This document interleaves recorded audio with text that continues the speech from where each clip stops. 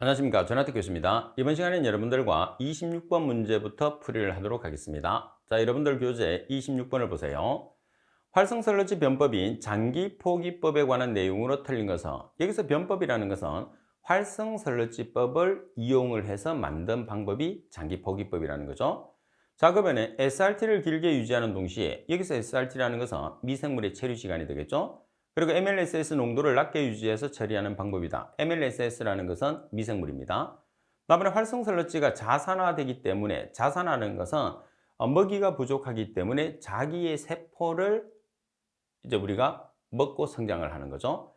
따라서 잉여설러지의 발생량은 표준활성설러지법에 비해서 적다고 그랬어요. 그래서 잉여설러지라는 것은 우리가 처리를 해야 되는 폐설러지량이죠. 그러면 자산화 과정이 일어나게 되면 아무래도 세포가 줄어드니까 설러지 자체가 줄어들게 되는 거예요.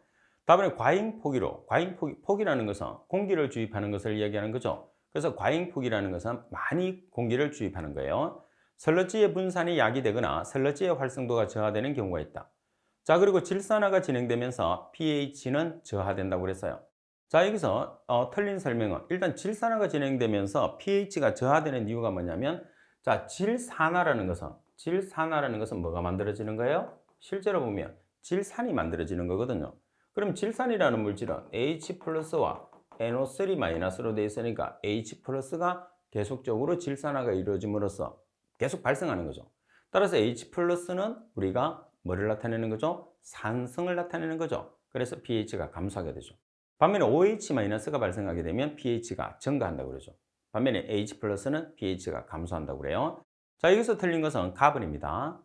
미생물의 체류 시간인 SRT를 길게 유지하는 동시에 MLSS 농도, 다시 말해서 미생물의 농도를 높게 유지해서 처리를 해야 됩니다. 미생물의 농도를 낮게 처리하는 게 아니고, 그래서 지금 미생물의 체류 시간을 길게 하면 당연히 미생물의 농도도 높게 만들어야지 처리가 잘 되는 거죠. 따라서 가번이 정답. 자, 그리고 문제 2번을 보겠습니다. 27번을 보겠습니다. 자, 문제 27번을 보시게 되면 침전지 유입 폐수량이 400m의 삼성 per day, 폐수 500mg per 리터, SS 제거 효율이 90%일 때 발생되는 설러지의 양은 얼마인가? 설러지의 비중은 1.0, 설러지의 함수율은 97%, 유입 폐수 SS만 고려하고 생물학적 분해는 고려하지 않는다고 그랬어요. 자, 우리가 설러지량을 계산을 하는 것은 제거되는 설러지량을 계산을 하는 거죠. 따라서 제거되는 설러지량은 폐수 속에 있는 거죠. 폐수 속에, 자, 우리가 SS가 얼마만큼 있느냐 하면 500mg per 리터만큼 있어요. 자, 그런데 이 중에서 얼마만큼 제거됐느냐? 90%가 제거됐다는 거죠. 그러면 여기 있는 mg per 리터를 kg per 미터의 삼성으로 환산하기 위해서 얼마를 곱해주나요? 10의 마이너스 33. 자, 이런 내용은 반드시 기억을 해야 돼. mg per 리터에 10의 마이너스 3성을 곱하면 kg per 미터의 삼성이 되니까 0.5kg per 미터의 삼성이 되겠죠?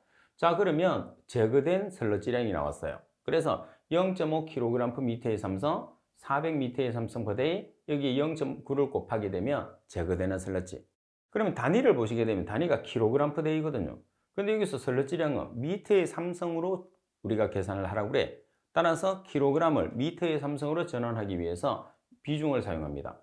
자, 여러분들이 비중이나 그램 퍼센트의 삼성으로 나와 있으면 10의 삼성을 곱하게 되면 단위가 어떻게 되는 거죠? 킬로그램 퍼 미터의 삼성이 되는 거죠. 따라서 비중이 1은 1000kg per 미터의 삼성이에요. 그래서 단위를 보정하기 위해서 비중량으로 나눠줬죠. 자, 그런 다음에 마지막으로 수분을 보정합니다. 수분을 보정하는 방법은 100 나누기 100 마이너스 수분이에요. 수분이 함수율이죠. 자, 따라서 함수율은 97%. 그래서 마지막으로 100 나누기 100 마이너스 97%를 빼서 나눠줘서 보정을 하시면 최종적으로 우리가 계산하는 설러지량은 6m의 삼성 per day라는 값이 나오게 되는 거예요. 아시겠죠? 그래서 여기서는 중요한 게 뭐냐면 제거되는 설러지의 총량을 계산을 한 다음에 단위를 환산을 하기 위해서 비중량으로 나눠주고, 그리고 최종적으로 100 나누기 100 마이너스 함수율로 보정한 값을 곱해준다. 이렇게 기억을 하시면 아주 쉽게 문제를 풀 수가 있는 거죠. 그리고 단위는 mg per 리터를 kg per 미터의 삼성으로 환산할 때 10의 마이너스 삼성, 비중을 kg per 미터의 삼성으로 환산했을 때 10의 삼성이 필요하다. 이렇게 기억을 해서 정리를 해 두시면 됩니다. 자, 그리고 여러분들 28번 문제를 보겠습니다. 자, 28번 하수 처리를 위한 심층 포기법에 관한 설명으로 틀린 것은 심층 포기법이라는 것은 우리가 깊은 지점으로 깊게 우리가 처리장을 깊게 만들어서 처리하는 거죠. 상기 수심을 깊게 할수록 단위 송풍량당 압축 동력이 커져서 송풍량에 따른 소비 동력이 증가한다고 그랬어요. 자, 여기서 산기 수심이라는 것은 뭐냐면 우리가 공기를 주입을 할 수 있는 수심이 되는 거죠. 깊게 할수록 단위 송풍량당 압축 동력은 커져요. 그렇지만은 송풍량에 따른 소비 동력은 증가하지 않습니다. 오히려. 그래서 유리해요. 그리고 수심은 우리가 심층이기 때문에 수심은 10m 정도, 상당히 깊죠. 그리고 형상은 직사각형. 직사각형이라는 것은 장방형입니다. 폭은 수심에 비해서 1배 정도로 한다. 그 다음 포기조. 포기조라는 것은 공기를 주입하는 조를 포기조라고 하죠. 그래서 다른 말로 호기성조라고도 해요. 설치하기 위해서 필요한 단위 용량당 용지 면적은 조의 수심에 비례해서 감소하므로 용지 이용률이 높다. 그리고 상기 수심이 깊을수록 용존 질소 농도가 증가하여 2차 침전지에서 과포화분의 질소가 재기포화되는 경우가 있다. 여기서 재기포라는 것은 뭐냐면 기포가 다시 만들어진다는 거죠. 기존에 만들어지지 않았던 게. 자, 따라서 설명이 잘못된 것은 가번이 정답이 되는 거예요. 자, 그리고 29번 문제를 보시게 되면 슬러지의 함수율이 95%에서 90%로 낮아지면 전체 슬러지의 감소된 부피의 비율은 얼마인가? 이렇게 문제가 나왔어요. 그러면 우리가 슬러지 함수율이 주어지는 슬러지 공식은 기본적으로 조금 전에 우리가 지금 27번에서 보고 있는 것은 슬러지량을 계산하는 거고, 그 다음에 우리가 29번 같은 경우에서는 부피와 함수율에 관계되는 슬러지 공식이에요. 그래서 부피와 함수율이 주어진다고 하면 슬러지 공식은 이 공식을 반드시 기억을 해야 돼요. 자, 원으로 되어 있는 것은 왼쪽에 있는 것은 처리 전입니다. 슬러지는 처리를 해야 되잖아요. 그래서 처리 전의 부피와 함수율. 그리고 오른쪽에 2로 되어 있는 것은 처리 후에요. 처리 후의 부피와 함수율. 따라서 V1 곱하기 100-P1은 V2 곱하기 100-P도 우리가 슬러지 공식을 나타내거든요. 자, 그런데 여기서 첫 번째 95%는 처리 전 P1이 되겠죠. 그리고 낮아지면 처리가 됐으니까 함수율이 떨어지겠죠. P2. 그래서 여러분들이 V2 나누기 V1으로 식을 정리를 하는 거죠. 자, 그러면 5% 나누기 10%가 되니까 얼마가 되는 거죠? 2분의 1. 다시 말해서 0.5의 값을 가지게 되는 거죠. 그러면 문제 조건에서는 지금 전체적으로 부피를 물었으니까 0.5는 곱하기 100을 하면 몇 퍼센트가 되는 거예요? 50%가 되는 거죠. 따라서 50%가 정답이 되는 거죠. V2는 V1에 비해서 50%다 이렇게. 그래서 전체적으로 우리가 이 슬러지 공식은 여러 가지로 우리가 문제를 묻게 되니까 앞으로 계속 나올 거예요. 자, 그리고 30번 문제를 보도록 하겠습니다. 정수 처리 공정인 오존 처리법의 장점으로 틀린 것은, 자, 일단 먼저 오존이라는 것은 현장에서 제조를 해야 되기 때문에 경제성이 떨어집니다. 그죠? 그리고 살균제 중에서는 가장 강력한 살균제. 그리고 잔류성을 가지나요? 가지지 않나요? 잔류성은 가지지 않습니다. 자, 갑은 소독 부산물의 생성을 유발하는 각종 전구물질에 대한 처리 효율이 높습니다. 나번에 오존은 자체의 높은 산화력으로 염소에 비해서 높은 살균력을 가지고 있죠. 그래서 가장 강한 살균력을 가지고 있기 때문에 가장 강한 소독제입니다. 전염소 처리를 할 경우에 염소와 반응해서 잔류염소를 증가시킨다고 그러는데 잔류성을 가지지 않습니다. 그리고 철이나 망간의 산화 능력이 뛰어나죠. 다시 말해서 철이나 망간을 쉽게 제거할 수 있다, 그런 뜻입니다. 따라서 답은이 정답. 자, 그리고 참고적으로 보시게 되면 팁에 잔류성을 가지는 소독제와 잔류성을 가지지 않는 소독제가 있는데, 염소와 염소 화합물, 다시 말해서 염소가 포함되어 있으면 잔류성을 가지게 되죠. 반면에 오존이나 UV처럼 염소가 없으면 잔류성을 가지지 않습니다. 꼭 비교를 해 놓으세요. 자, 그리고 31번 문제를 보시게 되면 혐기성 처리에서, 혐기성이라는 것은 산소를 이용하지 않는 거죠. 용해성 COD 1kg이 제거되어서 0.15kg은 혐기성 미생물로 성장하고 0.85kg은 메탄가스로 전환된다면 용해성 COD 100kg의 이론적인 메탄 생성량은 얼마인가? 단 용해성 COD는 모두 BDCOD, BDCOD라는 것은 BODU라고 해서 생물학적으로 분해가 가능한 COD죠. 그리고 메탄 생성률은 0.35m의 삼성 per kg COD라고 그랬어요. 자, 이 내용은 여기서 가장 핵심이 뭐냐면 0.35m의 삼성 per kg COD를 이용해서 문제를 푸는 거죠. 자, 여기서 뭐를 계산하느냐면 메탄 생성량을 미터의 삼성으로 계산을 하라고 그래요. 그러면 지금 여기 보시게 되면 메탄 생성률의 값이 얼마냐면 COD 1kg에 해당하는 메탄 생성률이 0.35m의 삼성이에요. 그럼 여기서 COD를 없애려고 하면 COD의 값을 곱하면 돼요. 얼마예요? COD가 100kg. 그러면 COD 100kg을 곱하면 이렇게 COD가 없어졌어요. kg. 그러면 100kg에 해당하는 메탄이 생성이 되는 거예요. 그죠? 자, 그리고 또 문제 조건에서 보시게 되면 자, 용해성 COD 1kg을 제거했을 때 1kg을 제거했을 때 메탄가스가 얼마로 나오죠? 0.15kg은 현미성 미생물로 성장을 하고 0.85kg은 메탄가스로 전환된다고 그랬으니까 0.85kg을 여기서 한 번 더 전환을 해줘야 되겠죠. 그래서 0.85kg이 메탄이 발생해 COD 1kg에 해당 COD 1kg 중에 0.85kg은 메탄으로 그리고 0.15kg은 현미성 미생물로 그죠? 따라서 최종적으로 계산하게 되면 29.75m의 삼성이에요. 그래서 이 문제를 우리가 푸는 키포인트는 메탄 생성률에 있어요. 이 메탄 생성률에 의해서 COD의 값을 곱해야 되고 그 다음에 COD 중에서 메탄으로 전환되는 값을 곱해야 된다는 것을 우리가 착안해서 문제를 풀어주셔야 됩니다. 자, 그리고 자, 32번 문제를 보겠습니다. 살수 여상을 저속, 중속, 고속, 초고속 이렇게 네 가지로 나타냅니다. 저속, 중속, 고속, 초고속. 자, 이렇게 네 가지로 분류하는 기준이 있어요. 네 가지는 뭐냐면 수리학적 부하. 그래서 수리학적 부하에 따라서 네 가지로 나타냅니다. 따라서 답은이 정답이에요. 자, 그리고 33번 문제를 보시게 되면 8kg의 글루코스로부터 이론적으로 발생 가능한 메탄가스의 양을 리터로 계산하시오 그랬어요. 자, 표준 상태를 기준하고 현기성 분해 기준입니다. 자, 그럼 현기성 분해를 시켜봐야 되겠죠?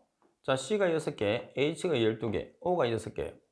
글루코스라는 포도당입니다. 그러면 현기성 분해를 시킨다고 하면 이 탄소를 반으로 나눠주는 거예요. 왜? 발생되는 물질이 뭐가 나오죠? CO2와 CH4 두 가지가 나오니까. 왜 반을 나누느냐면 우리가 현미성 분해가 됐다는 것은 CO2가 45%, 메탄이 55%가 발생됐을 때 현미성이 완전히 이루어졌다고 보거든요. 그러면 45%와 55%는 거의 같다고 보셔도 돼요. 차이는 좀 있겠지만 정확하게 우리가 나눌 수가 없기 때문에 그래서 반반씩을 나눠주는 거죠. 따라서 3개, 3개. 자, 이렇게 나타내고 여러분들이 지금 이제 문제 조건에서 나와 있는 대로 문제를 풀면 되는데 일반적으로 질량으로 계산했을 때는 개수 곱하기 분자량, 최적으로 계산했을 때는 개수 곱하기 22.4. 그럼 22.4는 어디서 나왔느냐? 아보가드로 수에 의해서 정해놓은 값입니다. 자, 그럼 먼저 여기서 여러분들 포도당의 분자량을 한번 계산해 보겠습니다. 자, 포도당이 글루코스예요. 탄소의 원자량이 10이죠? 6개. H의 원자량이 1이죠? 12개. O의 원자량이 16이죠? 6개. 이렇게 계산하면 180이 되는 거예요.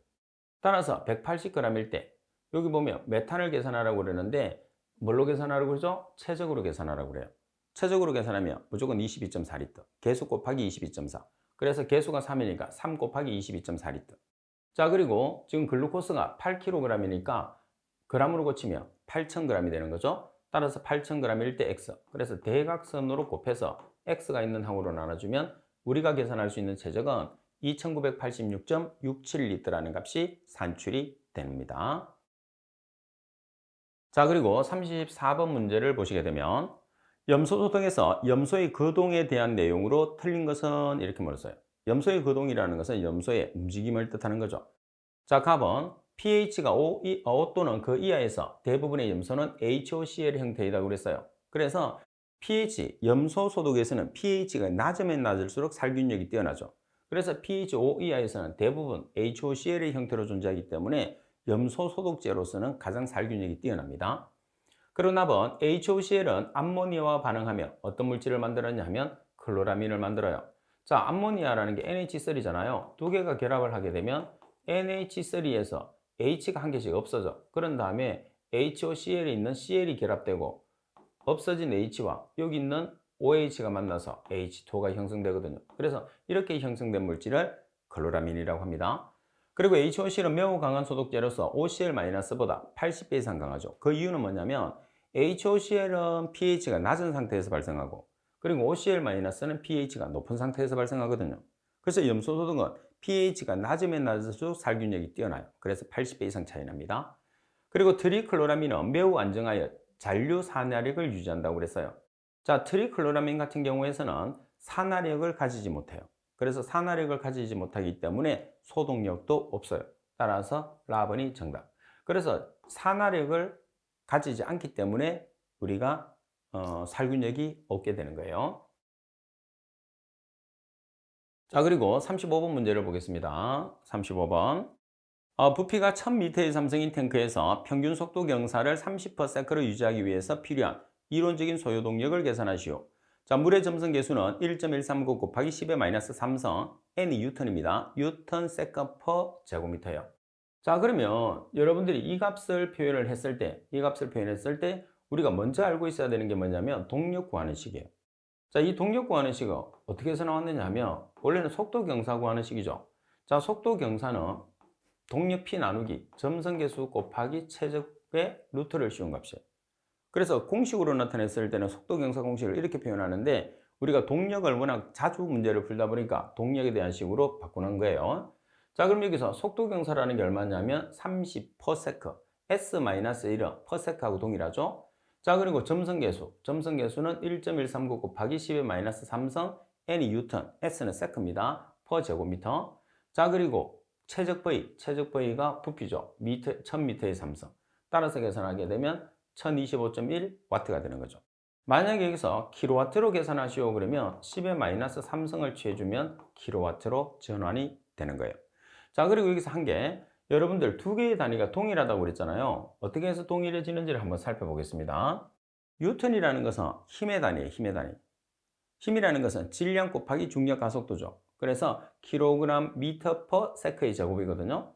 그러면 뉴턴이라는 게 킬로그램 미터 세크의 제곱이니까 자, 세크의 제곱이거든요. 자, 그 다음 여기서 뭐가 있죠? 세크 그리고 미터의 제곱. 그러면 세크가 한 개가 없어졌어요. 미터가 한 개가 없어졌어요. 그럼 남은 게 뭐죠? 킬로그램 퍼 미터 세크. 그래서 두 가지는 같은 단위예요. 그래서 여러분들에게 혼돈을 주기 위해서 이렇게 값을 줍니다. 이렇게 값을 주게 되면 여러분들이 이제 여러분들이 판단을 해야 되겠죠. 그래서 이 값은 우리가 점성도의 단위인데 둘 다 동일한 값을 나타내기 때문에 그대로 문제를 풀면 된다. 이렇게 여러분들이 생각을 해주시면 돼요. 아시겠죠? 자, 그리고 36번 문제를 보도록 하겠습니다.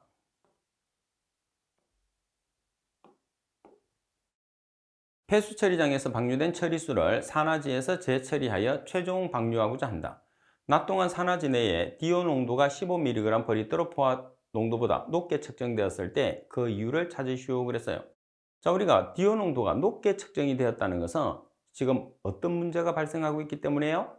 조류 때문입니다. 조류. 지금 여기 보면 산화지에는 조류가 성장을 하거든요. 조류 같은 경우에서는 뭐를 하죠? 광합성을 해요.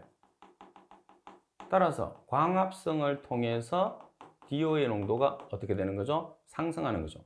그래서 문제 조건에서 DO가 지금 증가하고 있다는 소리는 산화지 내에서 조류가 탄소 동화 작용을 하고 있다는 소리겠죠. 탄소 동화 작용이라는 게 광합성 작용이에요. 그래서 이 광합성 작용을 하면서 뭐가 발생하는 거죠? DO가 발생하게 되는 거죠. 따라서 나번이 정답. 무조건 여러분들이 우리가 수질에서는 산소에 관계되는 것은 조류입니다. 조류. 그리고 조류 자체가 우리가 광합성을 통해서 또는 탄소 동화 작용을 통해서 DO를 발생한다는 거. 자, 그리고 37번 슬러지 반송률이 50%이고 반송 슬러지 농도가 9000mg/L 그리고 포기조의 MLSS 농도를 계산하시오 그랬어요. 자, 여기서 여러분들이 꼭 기억을 해야 되는 내용이 있어요. 자, 어떤 내용이냐면 우리가 MLSS라는 값이 있어요. 이렇게 MLSS라는 값이 있을 때 반송에 관계되는 내용이 나오면 자, 먼저 반송비라고 하면 MLSS 나누기 SSR 마이너스 MLSS거든요. 만약에 유입수에 뭐 SS가 주어진다고 하면 자, 유입수에 SS를 빼주시면 돼요. 근데 주로 유입수에 SS는 없어요. 그러니까 이 값은 생략을 해도 된단 말이에요. 이렇게 계산을 한 다음에 여러분들이 반송률을 계산하시오 그러면 곱하기 100을 하시면 돼요. 자, 그리고 여기서 SSR이 안 주어지는 경우도 있거든요. 만약에 SSR이 안 주어지게 되면 여러분들이 슬러지 밀도 지수로 바로 바꿔 넣으셔도 돼요. 그러면 어떻게 계산할 수 있느냐면 자, MLSS 나누기 10의 6승 나누기 SVI 마이너스 MLSS. 그래서 이 두 가지씩은 꼭 기억을 해야 돼. 반송률은 계산한 다음에 곱하기 얼마? 100을 하면 되니까. 아시겠죠? 꼭 기억하셔야 됩니다. 자, 그럼 지금은 반송률이 50%로 주어졌어요. 그럼 50%는 MLSS를 우리가 계산하죠. 자, 그리고 반송 슬러지가 9,000이에요. 마이너스 MLSS. 이렇게 해서 여러분들이 계산을 하는데 식 자체가 정리가 잘 안 된다고 이야기하는 사람이 있어요. 그러면 어떻게 식을 정리하느냐 하면 자, 여기 여백으로 조금 가겠습니다. 자, 여러분들 여기서 1이 생략되어 있거든요. 그럼 대각선으로 곱해. 그럼 MLSS는 자, 이 값을 곱하면 50% 곱하기 9,000 마이너스 자, 여기서 50%는 여기도 한번 이렇게 곱해주거든요. 50% 곱하기 MLSS 이렇게 되는 거예요. 그럼 MLSS끼리 묶으면 1 플러스 50 MLSS는 50 곱하기 9,000이 되는 거죠. 그래서 MLSS를 계산하려고 하면 최종적으로 50 곱하기 9,000에서 얼마를 나눠주면 되죠? 1 플러스 50을 나눠주면 돼요. 그러면 우리가 MLSS의 농도를 계산할 수 있습니다. 그래서 여러분들이 꼭 한번 정리를 해 보셔야 돼요. 따라서 계산을 해 보시면 얼마가 나오느냐면 3000mg/L가 나오죠. 그래서 지금 여기서 여러분들 정리하는 방법을 한 번 더 보여드렸으니까 제가 보여드리는 거하고 동일하게 여러분들이 나타내시면 됩니다. 여기서는 이제 간단하게 표현하려고 이걸 미리 정리를 했어요. 이렇게. 그러니까 곱하기 100을 없애면 이 값이 뭐가 되는 거죠? 0.5가 되는 거죠. 자, 여기서 제가 표현해서 여기서 여러분들 제가 표현한 값을 조금 수정을 해야 되겠네. 여기 제가 이 곱하기 100을 안 했네. 그죠? 여기 자, 곱하기 100을 해야 됩니다. 반송률이니까 퍼센트로 나타냈으니까. 그래서 여러분들이 계산했을 때 이걸 미리 없애고 이 값을 0.5로 고친 다음에 여러분들이 여기서는 0.5가 나와야 되겠다. 0.5. 여기 들어가는 거는 전부 다 0.5입니다. 0.5. 이렇게. 그러면 0.5를 해서 MLSS는 이 두 개의 값에서 1 플러스 0.5를 나눠주시면 돼요. 아시겠죠? 자, 제가 풀이를 다시 수정을 하겠습니다. 이렇게 요거 한 번 더 보시면 돼요. 자, 그리고 38번 문제를 보시게 되면 무기성 유해 물질을 함유한 폐수 배출 업종이 아닌 것을 찾으시오 그랬어요. 가번에 전기도금업, 나는 염색공업, 답은 알칼리 세정 시설업, 그리고 답은 유지 제조업이라고 그랬어요. 자, 여기서 무기성 유해 물질을 함유하지 않는 것은 라번입니다. 유지 제조에서는 주로 뭐가 배출되느냐 하면 유기성 물질이 나와요. 분해가 가능한 물질이 나온다는 거죠. 근데 무기성은 분해가 불가능한 물질이라는 거죠. 따라서 유지는 유기성 물질이니까 라번이 정답. 자, 그리고 39번 문제를 보겠습니다.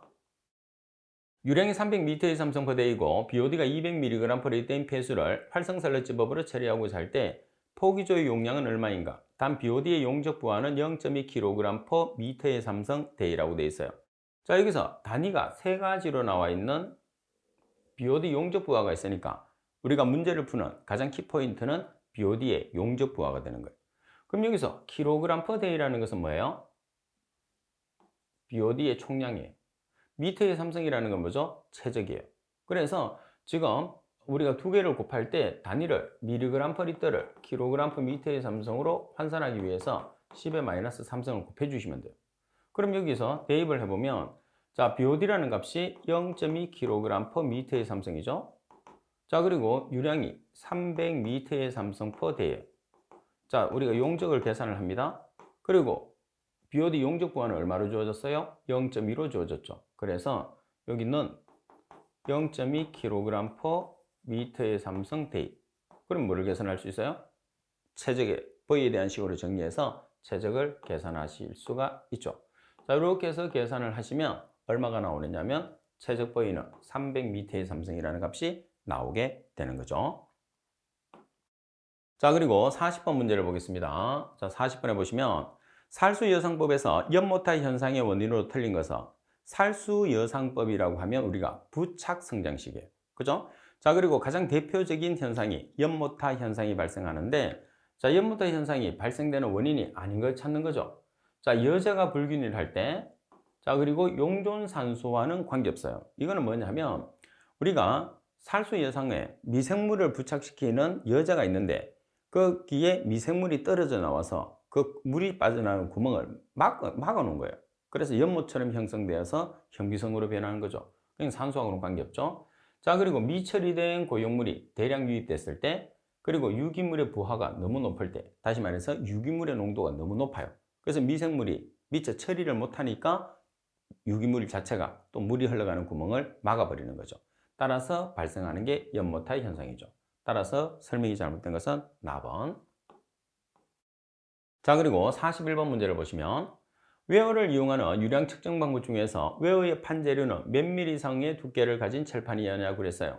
자, 우리가 웨어라는 것은 물을 막는 하나의 판입니다. 그죠? 그래서 우리가 유량을 조절하기 위해서 웨어를 사용하는데 웨어는 얼마짜리를 쓰는 거죠? 3mm 이상의 두께를 가져야 돼요. 그래서 답은이 정답.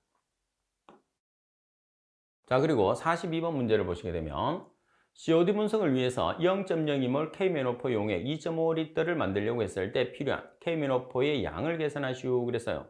그럼 지금 분자량, 우리가 몰 농도가 주어졌으니까 분자량이 필요한 거잖아. 왜? 1몰은 분자량이니까.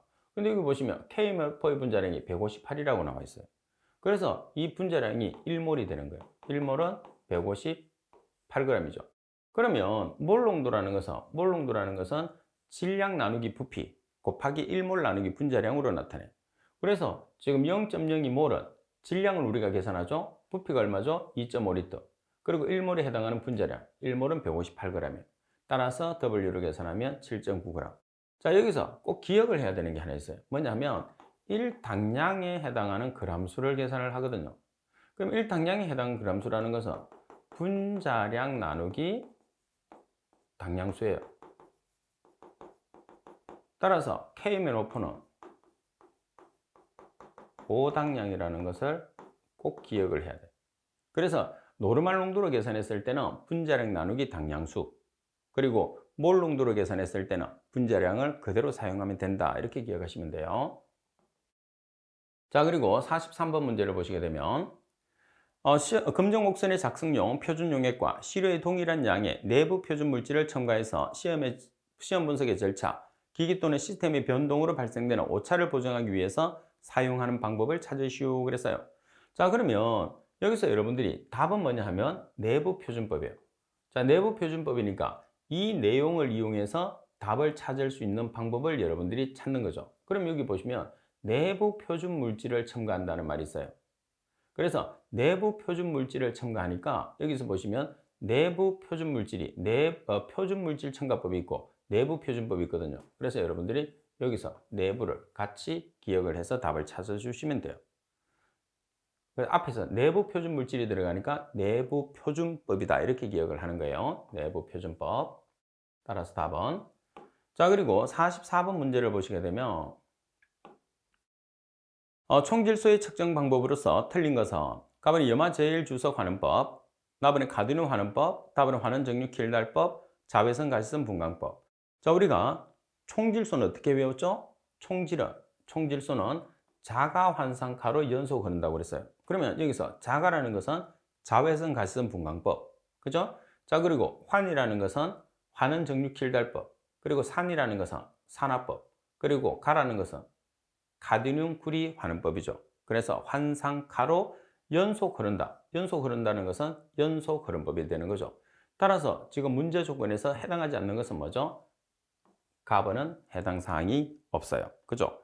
자, 그래서 이런 내용 같은 경우에서는 여러분들이 정확하게 기억을 해줄 필요가 있습니다. 아주 중요한 내용이에요.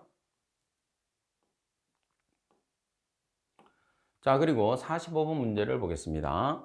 기체 크로마토그래피법으로 분석할 수 있는 항목은, 자, 알킬 수원의 시험 방법은 기체 크로마토그래피, 원자 흡수 분광광도법 두 가지로 우리가 분석을 해요. 자, 그런데 지금 문제 조건에서 기체 크로마토그래피법, 지금 문제 나머지 조건 자체에서는 기체 크로마토그래피를 사용할 수 있는 게 없어요. 그리고 여러분들이 알킬 수원 같은 경우에서는 분석법을 상당히 잘 묻거든요. 그래서 알킬 수원의 분석법은 기체 크로마토그래피 이렇게 기억을 하고 계셔도 됩니다. 4번이 정답. 자, 그리고 46번 문제를 보시게 되면 시한 분석을 위해서 채취한 시료의 보존 방법에 관한 내용으로서 틀린 것을 찾으시오 그랬어요. 가번에 잔류염소가 공존할 경우에서는 아스코르빈산을 넣습니다. 잔류염소가 공존하면 아스코르빈산, 산화제가 공존할 경우에서는 시한을 파괴할 수 있으므로 채수적 시 황산암모늄철을 시료 1리터당 0.6g을 첨가한다. 자, 그리고 시한은 NaOH, 수산화나트륨으로 pH 10 이상으로 해서 4도씨에서 보관합니다. 그리고 최대 보존 기간은 14일. 따라서 여기서는 나번 같은 경우에서는 시한의 보존 방법과는 전혀 관계없는 내용이에요. 그래서 나번이 정답. 자, 그리고 47번 문제를 보시게 되면 페놀류의 측정에 관한 설명으로 틀린 것은 자외선 가시성 분광법 기준입니다. 가번에 붉은색의 안티피린 색소의 흑광도를 측정하는 방법으로 수용액에서는 파장이 510나노미터, 나번에 붉은색의 안티피린 색소의 흑광도를 측정하는 방법으로 클로로폼 용액에서 460나노미터. 자, 그리고 답은 추출법일 때 정량 한계는 0.5mg/L, 직접법일 때 정량법은 0.05mg/L. 그래서 하나는 0.05, 하나는 0.005죠. 그래서 답은에 추출법에서 정량 한계는 0.005mg/L가 되니까 정답은 답은이 되는 거예요. 자, 그리고 48번 문제를 보도록 하겠습니다. 측정 시료 채취 시 반드시 유리용기를 사용해야 되는 측정 항목은 반드시 유리용기를 사용해야 되는 것은 여러분들 몇 가지가 있어요. PCB라는 게 있죠. 그리고 페놀류가 있습니다. 그리고 노말 핵산 추출 물질이 있죠. 그리고 유기인이 있어요. 이런 물질들은 반드시 유리용기만 사용해야 되죠. 그래서 여기 보시면 반드시 무색 유리용기를 사용해야 되는 경우, 그리고 갈색 유리용기만 사용해야 되는 경우를 정리해 놨으니까 한 번 더 여러분들이 이 문제에서 풀이는 중요한 게 아니에요. 그래서 어떤 물질이 무색 유리용기와 갈색 유리용기를 사용을 할 수 있는지 그 내용을 구별하는 게 중요한 겁니다. 따라서 팁에 있는 내용을 반드시 정리를 할 수 있도록 하십시오. 그리고 49번 자외선 가시성 분광법에 사용되는 흡수셀에 대한 설명으로 틀린 것은 가번 흡수셀의 길이를 지정하지 않을 때는 10ml셀을 사용합니다. 길이를 지정하지 않으면 10ml셀 맞습니다. 시료액의 흡수 파장이 370나노미터 이상인 경우에서는 석영이나 경질 유리셀 두 가지를 같이 쓸 수 있어요. 반면에 370나노미터 이하인 경우에서는 뭐만 쓸 수 있느냐? 석영셀만 쓸 수 있습니다. 가번에 대조세례는 따로 규정이 없는 한 원시료를 세례 6부까지 채우는 게 아니고 얼마까지 채우는 거죠? 8부까지 채워서 측정을 하게 되는 거죠. 따라서 라번이 정답이 됩니다. 자, 이번 시간 수업은 이것으로 마치도록 하겠습니다. 수고하셨습니다.